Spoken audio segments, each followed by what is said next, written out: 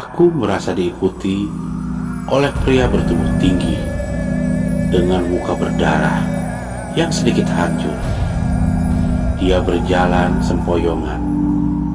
Semakin aku melangkah cepat, ia semakin cepat mengejarku.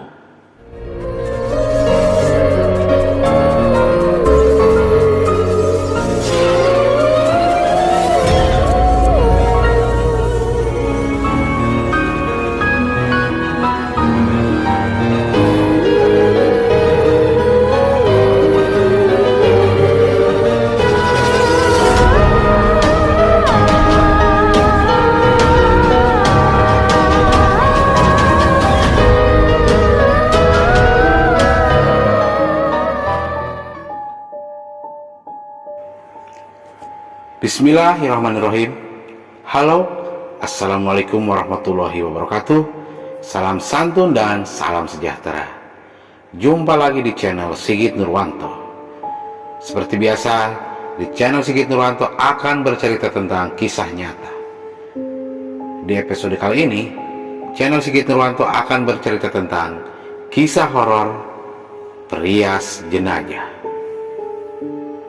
Ini adalah kisah nyata yang dialami oleh penulis.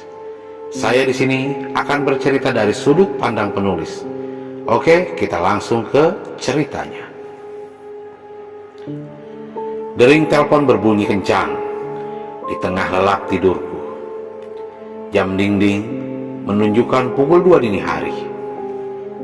Itu bukan bunyi alarm tanda untuk salat malam, melainkan telepon panggilan untuk kembali menunaikan pekerjaanku sebagai perias.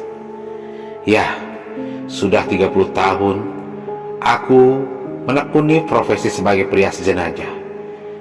Sebuah panggilan hati untuk memberikan kenangan manis bagi mereka yang sudah dipanggil pulang oleh Tuhan. Tak ada alasan untuk bermalas-malasan. Segeralah aku bergegas memenuhi panggilan ke rumah duka di salah satu rumah sakit kanker di Jakarta Barat. Rasa kantuk yang menyelimutiku tak bisa mengalahkan rasa penasaranku untuk segera bertemu dengan calon klienku.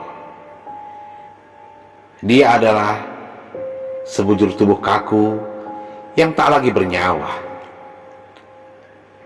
Aku pun belum tahu alasan kenapa ia dipanggil Sang Maha Pencipta. Apakah karena sakit atau korban tabrak lari? Aku hanya bisa berpasrah. Sesampainya di depan kamar jenazah, aku disambut seorang petugas yang telah selesai memandikan jenazah. Rupanya di kamar jenazah itu keluarga mendiang belum ada yang datang. Setidaknya aku bisa menanyakan hal-hal khusus yang berkaitan dengan permintaan jenazah kala masih hidup. Seperti yang biasa kulakukan ke klienku yang lain. Sontak kekhawatiranku mulai menghantui. Bulu kuduk mulai berdiri. Apalagi saat aku meminta petugas ruangan tersebut untuk menemani. Ia pun justru pergi. Bu Fei, keluarga jenazahnya belum ke rumah sakit. Jadi nanti Ibu Fei sendiri gak apa ya? Saya tinggal, Bu. Makasih, ujar pria itu kepadaku. Iya Mas, jawabku singkat. Di bawah temaram lampu rumah sakit, aku masuk ke kamar untuk berjumpa klienku. Tak ada ritual khusus sebelum aku memulai merias.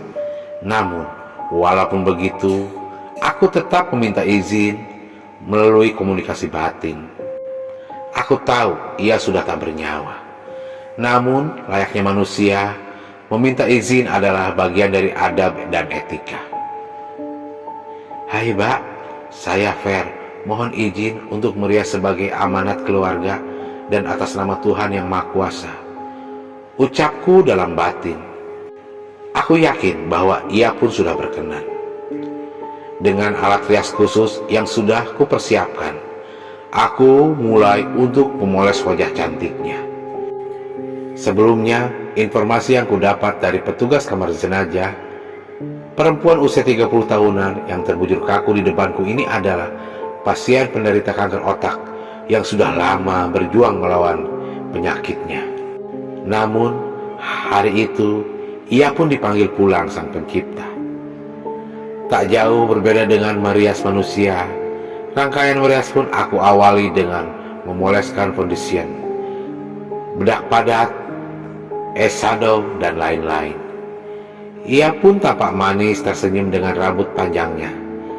10 menit berlalu, aku tercengang ketika mendapati suara blower kamar itu tiba-tiba berbunyi kencang, seperti ada yang memukulnya. Sekali, 2 kali, berhenti lagi, dan mendadak berbunyi lagi. Hal seperti ini memang biasa kurasakan selama perjalanan merias mayat. Namun, saat itu, aku di ruangan seorang diri. Tak ada satupun orang menemani. Aku terus meminta perlindungan kepada Tuhan untuk niat baikku ini. Lalu, aku meneruskan merias. Tapi, saat aku mulai menyisir rambut klienku, tiba-tiba lampu yang berada di atasku mendadak redup dan mati. Persis seperti lampu konsleting, redup mati, dan nyala lagi. Dengan keadaan tangan gemetar, aku pun lari terbirit-birit keluar kamar jenazah. Namun anehnya, kondisi di teras kamar jenazah, lampu terlihat masih menyala terang. Sekali lagi, pihak keluarga juga belum terlihat batang hidungnya sama sekali. Napasku hela dalam-dalam, sembari mengibaskan tanganku agar kembali rileks. Tak lama, lampu kulihat sudah nyala kembali. Aku masuk dan menyelesaikan tugasku subuh itu. Setelah hampir 45 menit merias, tiba-tiba aku dihampiri seorang perempuan yang sekilas mirip jenazah yang sedang kurias ini. Dengan muka yang datar, ia mulai mendekatiku dan tersenyum kecil. Kupikir ia adalah bagian dari keluarga yang telah menyelesaikan tugasku dan tidak terlalu lama menatapnya. Kami pun tidak berbincang sepatah kata pun. Aku akhirnya akan keluar ruangan. "Mbak, mohon maaf, jenazah sudah selesai saya rias," tanyaku padanya sekelebat bayangan yang kupikir perempuan tadi. Namun sebelum sempat aku keluar ruangan, bayangan tersebut mulai meredup dan pergi. Aku baru sadar, sekali lagi keluarga jenazah belum ada yang datang. Aku pun pulang ke rumah untuk beristirahat. Belum selesai melepaskan lelahku, mendadak teleponku berdering berulang kali pada pukul 10 pagi. Dari ujung telepon, seorang petugas jenazah dari rumah sakit yang berbeda menelepon. "Selamat pagi Bu Fer, pagi ini apakah sedang longgar? Ada satu korban kecelakaan yang mesti dirias pukul 12 nanti. Kami tunggu Bu," ucap petugas itu. "Iya Pak, siap," balasku dengan sigap. Aku menuju ke sebuah rumah sakit umum di Jakarta Timur, lumayan jauh dari tempat tinggalku di Jakarta Barat. Sesampainya di sana, keluarga sudah mulai menunggu di luar kamar jenazah. Aku pun langsung masuk, sebab jenazah akan segera dikebumikan hari itu juga. Aku diberi waktu hanya 30 menit. "Bu Fer, korban ini laki-laki. Kondisi darahnya terus mengucur dari telinga, hidung, dan mata. Tolong untuk ditambal saja dan diperbaiki," ungkap seorang petugas perempuan. "Iya siap," jawabku. Korban kecelakaan ini adalah seorang pemuda yang jatuh dari motornya di pinggir lajur cepat saat hendak menyalip sebuah truk. Namun, malangnya, ia justru tertabrak dan terpental. Darahnya mengucur, giginya terlepas, rahangnya patah.